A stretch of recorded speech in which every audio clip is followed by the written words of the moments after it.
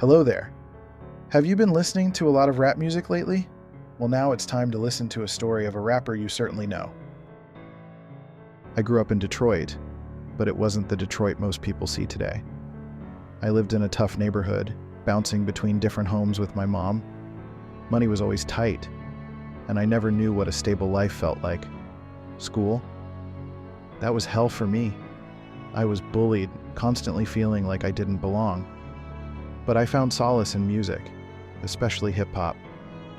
That's when I realized that words had power. I had something to say. I dropped out of school, but I didn't drop out of life. I started rapping at 14, hanging around local rap battles. That's where I sharpened my skills. They didn't expect some white kid to have flow, but I did. I had to prove myself, over and over. Every time I stepped up to that mic, I knew it was do or die. Rap became my escape, and I gave it everything. It wasn't easy getting noticed. I spent years grinding in the underground scene. Then in '96, I dropped my first album, Infinite. But it didn't blow up like I hoped. People didn't believe in me. I was close to giving up, but something in me just wouldn't let go. So I kept going, kept pushing. And finally, the Slim Shady EP caught Dr. Dre's attention. That's when everything changed. It wasn't easy getting noticed. I spent years grinding in the underground scene.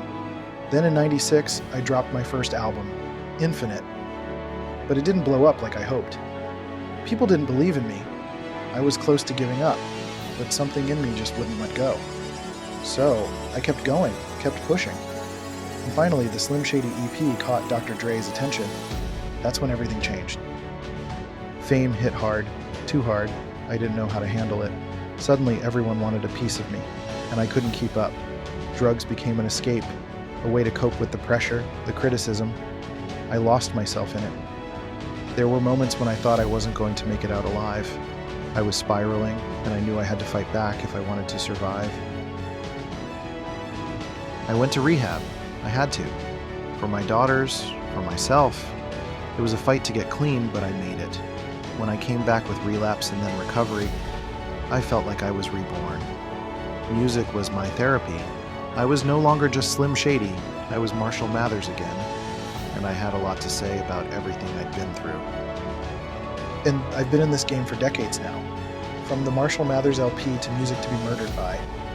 I've never stopped pushing myself. I've seen the industry change. I've faced critics and controversies, but I stayed true to who I am. It's never been about fame for me. It's always been about the music, about telling my story. I've had my ups and downs. I've been through hell and back, but I'm still standing. I'm still here. My name is Marshall Mathers, but you probably know me as Eminem. Hope you liked my story. Leave a like and subscribe for more similar content.